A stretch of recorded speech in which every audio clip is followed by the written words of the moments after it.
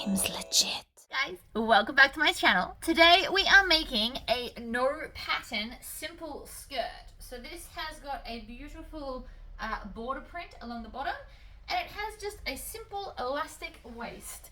So if you would like to see how to make this and how I pattern match the border along the bottom, please stay tuned. Alright guys, so we are going to just start with this awesome piece of fabric. Now I found this in an op shop. It is just a very thin, light cotton, but it has this really cool border print on it. And they've overlocked the sides. It just come like that from the op shop. It says hand printed for a sarong place in Queensland. So it says that on the selvage edge just here. So I'm going to turn this into the world's quickest skirt. So the first thing you want to do is hold it up against your body and see if that's how long you want it. So I could make this quite literally like a floor-length skirt, and I think I'm going to keep it with that. But if you wanted it shorter, you would just cut from the top section here. But I like the idea of having this, and I can just kind of chuck it on over bathers. So that's what I plan on doing with it. So the first thing I'm going to do is, what I want is I just want a small hem when I'm ready to do that. So this is, I bought a ruler so I can measure it. So this is 1.25 inches. So that's going to be too much of a hem for me. So instead what I'm going to do is I'm going to cut it off. So I'm on my cutting board here, and I'm just going to cut off 3/4 inch, the whole way along the bottom. So I'm just going to use a ruler and a rotary cutter. I should probably get a longer ruler, but whatever. You can also use scissors. If you're really good at eyeballing with scissors, you could definitely do that. This is also now going to cut off where it says it's hand painted, because we don't really need that there anyway. So I'm just moving along the bottom, and I'm going to cut the whole lot off because I don't want it there. Now, the more fabric you have, the more gathered your skirt will be. So I'm pretty much just going to leave it as is. It's going to be fairly gathered. There's a general rule of thumb. If you want a light gathering, you do 1.5 times around your body. And if you want a full gathering, you can do up to 2.5 times. So I'm just going to... This will be quite a lot. So if I fold it in half, this is probably about 2.5 times around my body. Oh no, it's about 2. So if I fold that in half, here, I'll do it from back to front. So if I fold it in half, it joins, and it's about double. So we're going to get a nice flow along the bottom, but I don't think it's going to be too gathered that it looks ridiculous. So now I've just got less of a hem. So once I overlock that and turn it under, it's going to look like that along the bottom, which will be super cute. Now, the only other thing that I can suggest, if you want to, is depending on how big the pattern is before it repeats, you can in fact join this together so that the pattern goes on forever and ever. So to do that, what I would suggest is to iron one side back, which I am going to do off camera, and then you would just, so once it's ironed like that, so let's just pretend I've ironed it right there, then I would come and I would line it up so that the fish will be forever like that. So I will lose all of this fabric here, but the pattern would then just forever go around and around. That's not a big deal. It wouldn't make a big difference if I didn't do that. And if I wanted that extra bit of fabric, like if there was a big gap in the pattern, I probably wouldn't do it because I'd like to just, zip down there and be quick. So you don't have to pattern match, but just for the sake of this video, for people that want to do something slightly more elevated, I will be doing it. So what I will do is I'm going to take this side where the pattern kind of ends, and I'm going to just fold it back about 1.5 inches, I reckon that is. Let me get a ruler. 1.25 inches. So I will go and iron that down, and then we're going to go to the sewing machine, and I'll show you how to quickly sew this up. Alright, so I have ironed this down. And so then what we're going to do is we're going to run along and make sure that there's no twists in the fabric. And this is important, otherwise all your hard work will be done for, basically. Alright, so here's the other end.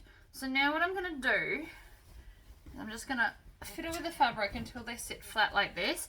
And then, because we've folded it over, all we need to do is match up our pattern like this. So see that? See how that's matched up now? Which means it'll be matched up on the other side. So I'm going to take a pin and I'm going to fold it over and I'm going to put a pin. Now the fold line is actually going to be your sewing line. So again, you want to make sure it's lined up. And then we're just going to add some pins. Now you can use as many or as little as you want. I'm not super worried that the end doesn't line up. I care more about this being lined up.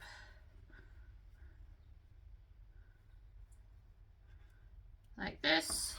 And so then I'm working from bottom to top because that's where the print is. If your print's like through the center, you'll want to work center and then outwards, whether you want to go center to bottom and then center to top, or the other way around. Just depends on where your pattern is. So again, I'm just going to line that up. Now this bit obviously doesn't really matter because there is no pattern up here, but pretending that there was, this is how you would line it up.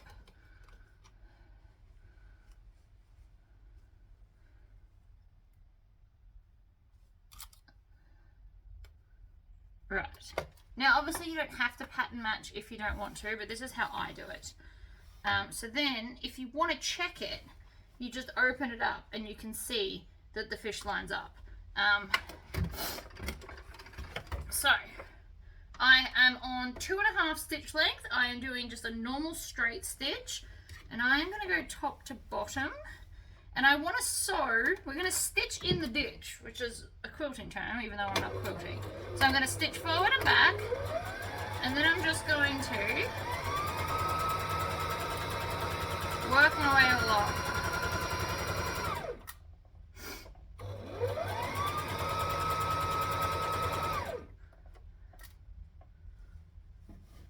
Line it up, move along.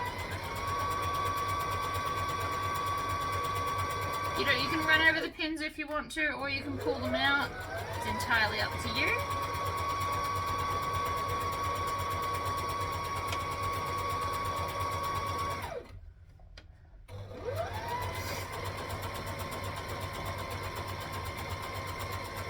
So I'm now about to get to the pattern, so you might want to slow down for this. And make sure that you really are stitching in that ditch.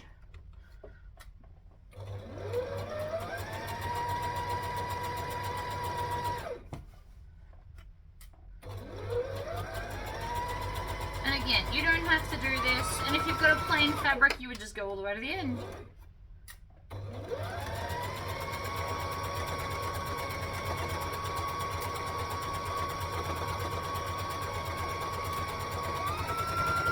And backstage at the end, and my snips are on the floor. Of course they are. Alright, so then, when we bring it through, the pattern matches. So, with that done, and I'm happy with that. So now what I'm going to do is I'm going to take my overlocker, which is here, and I'm now going to chop off all of this excess as well as overlocking that together. So I'm going to just chop all of this off, which is why we love overlockers, as long as I've got the right overlocker pedal. And I'm just going to, I've got a light blue in here, you can't really see.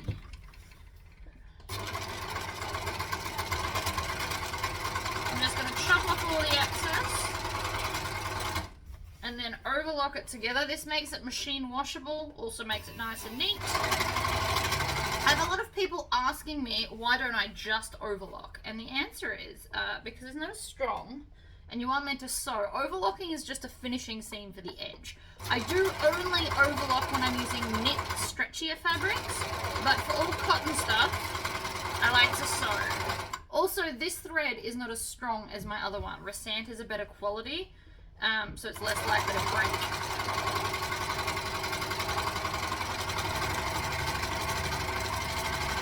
So this hand is guiding. I am not shoving, I am not pulling, it is just guiding it. And then this hand here is underneath to make sure that I'm not getting any of this fabric tucked under there, because then I'll cut a hole in my skirt, which is also not what I want to do.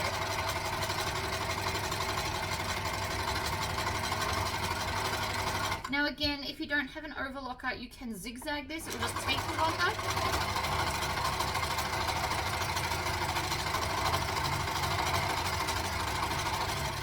But if you're only going to make yourself a few clothes, it is cheaper than buying a whole overlocker. It'll just take longer.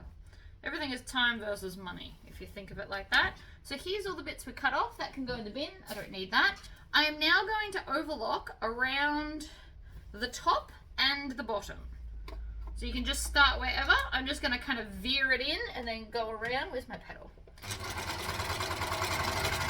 So again, I'm going to have my hand here to make sure nothing gets tucked underneath.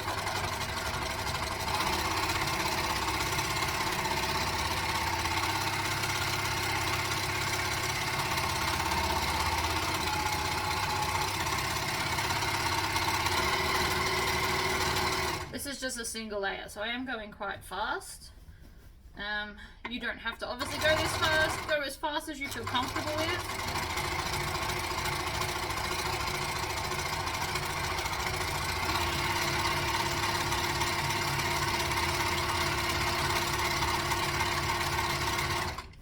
And then I'm going to stop and readjust.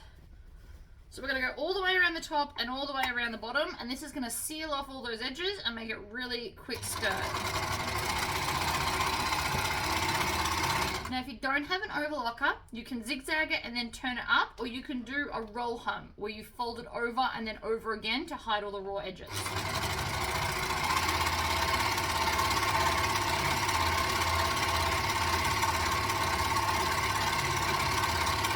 I'm nearly back to the start, so once I get back to the start, I'm then just going to veer off the edge. Like that. So now we're going to repeat that same process with the bottom. And then this will be turned under. And I want to start, I always like to start where the joint is, because as you can see, it's like, I don't know, 3/8 of an inch out, just like a little bit different. So I'm going to start here, and then this will level it out. Like that. Now the way that I'm going to eyeball this is I'm going to have the edge of the foot against the edge of the print.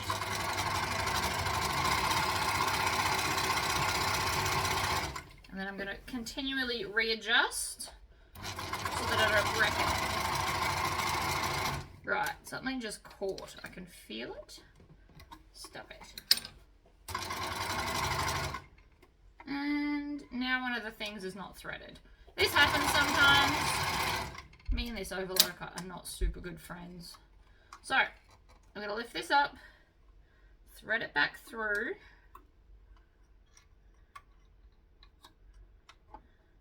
And you always, if you lift up the foot, this should come out easier. It removes the pressure. But to thread an overlocker, I always like to use tweezers. So I have sewing tweezers. Well, they're normal tweezers, but I just keep them in the sewing room. Because I find it easier to thread the overlocker when it misbehaves like this with tweezers. And then the fluffier your thread, the more difficulty you're going to have to put in. But you also don't need to use a super high, like I don't need to put Rasant in an overlocker. It's a waste of money, really. Using a very high quality sewing thread for an overlocker. So that is back in. So I'm going to then tuck it under here, like this. And then I'm going to hold all of them, put the foot back down, and just sew nothing. So that they all get joined back together. So you can see here where it stopped, or you probably can't because of the lighting. But you want to join it back together, and then wherever it misbehaved, actually I only misbehaved kind of here. So I'm just going to veer back on, like that, and then off we go again.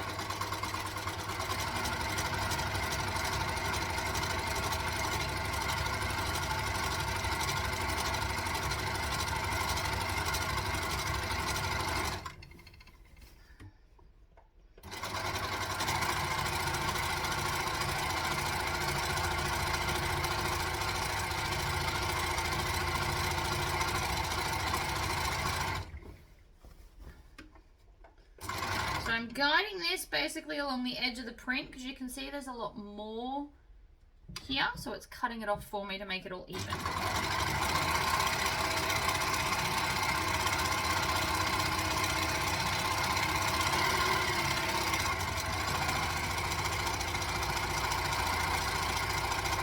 And then when we go back to the start, like so, we're going to then veer it off the edge. And voila.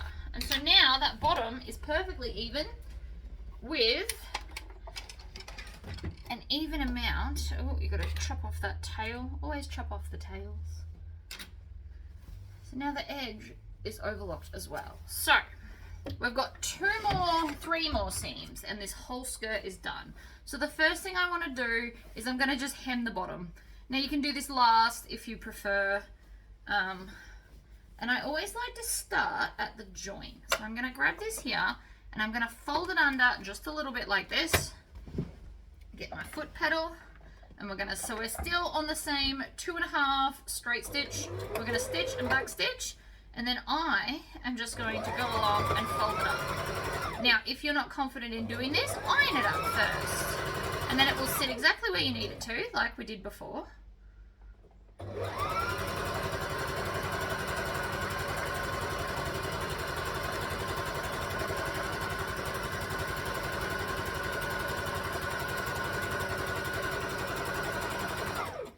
And you get into a groove. So once you get good at this, I'm actually using my thumb here. You can't really see, but I'm using my thumb and then just guiding it through.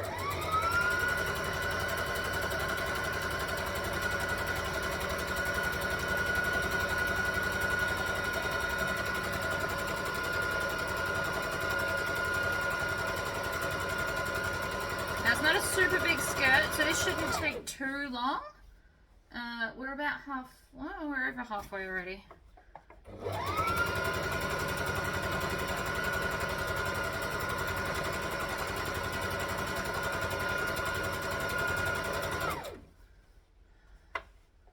I always like to try and have it straight and out. I find it easier to get the continual line.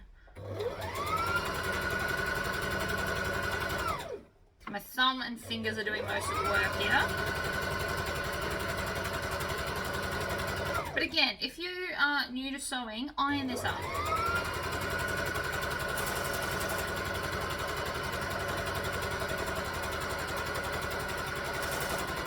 And then I'm nearly back to the start. So here's the start here. So I can just kind of not pull, but hold it so it's firm and it creates its own straight line.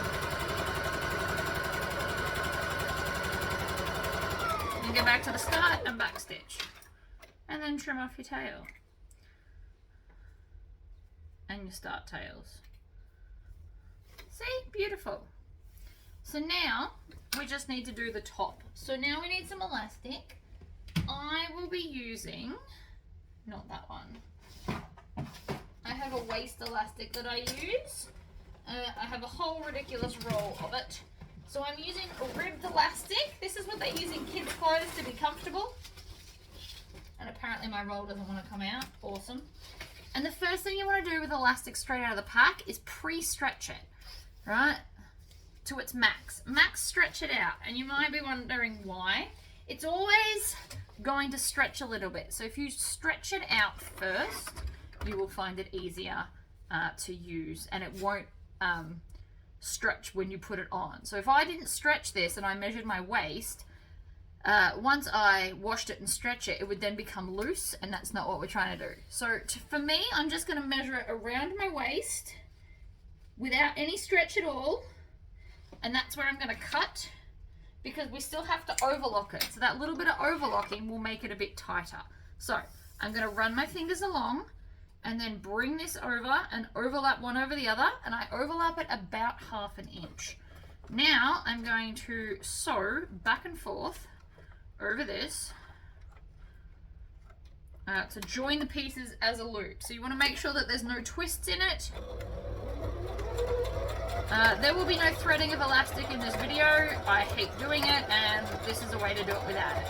So I'm just zigzagging back and forth to really reinforce that.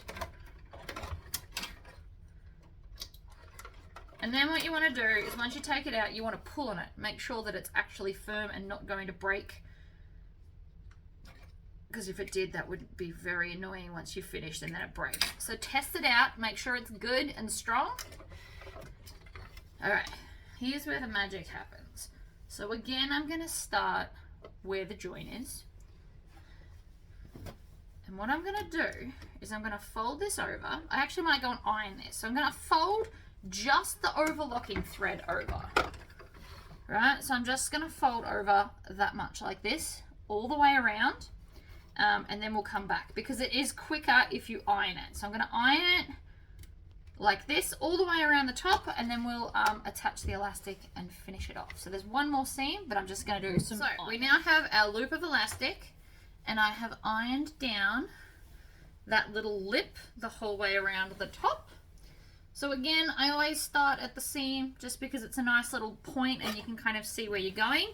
So with wrong sides up, I'm going to place the elastic loop here, and then we're going to fold this down so it covers the elastic completely, and I've got about a 1/4 inch overhang.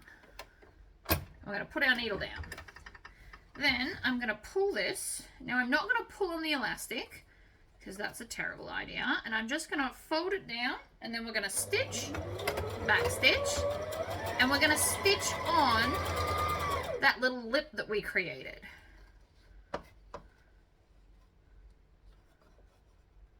Like this, and then we're going to sew along.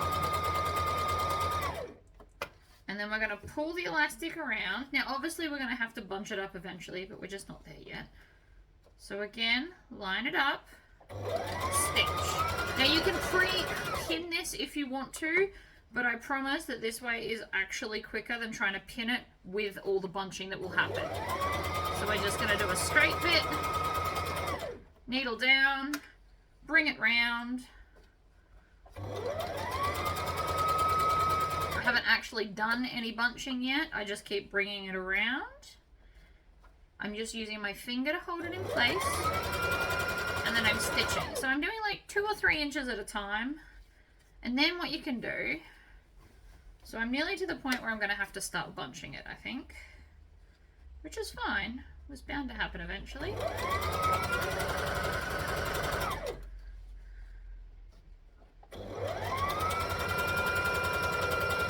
You just want to always make sure you stop with your needle down. It's easier to adjust if you do. And you want to really, really make sure you're not sewing on your elastic, because then that will make a fixed point where the elastic can't swivel. So now that I'm getting pretty close to this edge, what I'm going to do is I'm going to go back to where I started and just bunch it up a little bit. Just a little bit. Nothing too major. We're just going to start bunching it so that I've got more allowance here to continue going around. You don't want to bunch it under the needle because that makes it difficult, and we're not trying to do difficult.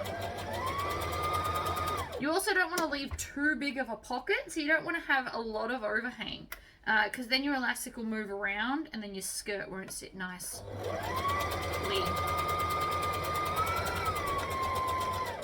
Needle down.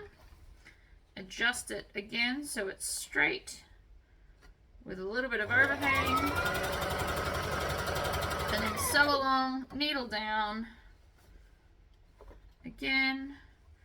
So we're also making sure that the bits that we're sewing, the elastic is not twisted. Even if it does twist though, it won't matter as long as you don't ever stitch on the elastic, because it can always just swivel back.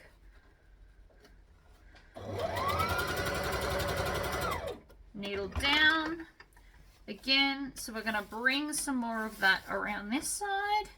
So we're just bringing the gathers basically to here where we've just sewn. That's where we want it, but you can see now that it's starting to make a nice gathered skirt.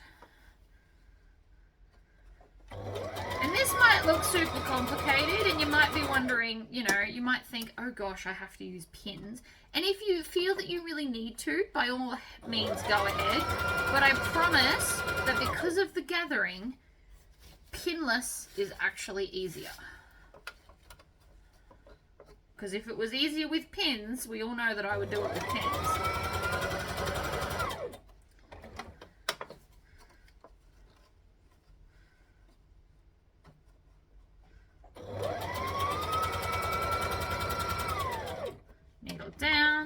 So I've only got this much to go. We've gathered the rest of the skirt. Move it along.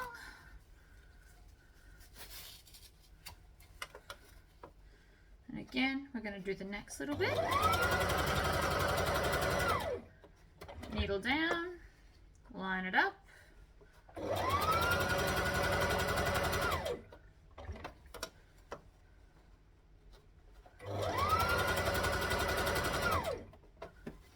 And then again, bring the fabric around. You want to get it around as much as you can, because it's going to make, the more you can get it around, the least times, or the less times you have to continue to regather it.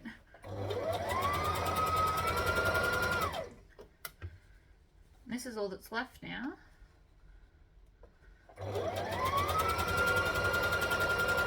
So again, we're making sure that we do not stitch the elastic. It's very important.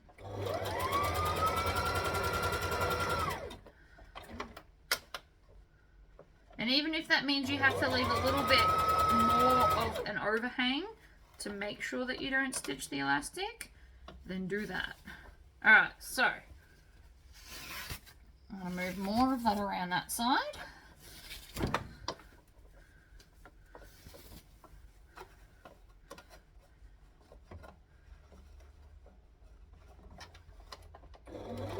Now I'm going to hold here because I've started bringing the bunches all the way back to there. And it is now, this last bit is always the trickiest. So you're going to hold one side and the other, and it should just straighten out, and then you can just stitch between the 2 points. Making sure, of course, that you do not stitch your elastic. And then back stitch. And your skirt's finished. That's it. Trim off those tails. Should already be turned out the right way. And then you just pull on this like so to try and get the gathers to kind of even out. You can just kind of push them around a little bit until you're happy. Right, so that side's got more than the other side, so we're just going to pull some of that fabric around, and there we go. Now when I pull it, it's pretty even with the gathers on all sides, and we have a beautiful summer. This is probably going to be my over the bathers skirt. But there you go, all done, guys. So thank you for joining me, and I will see you for the next video. Bye.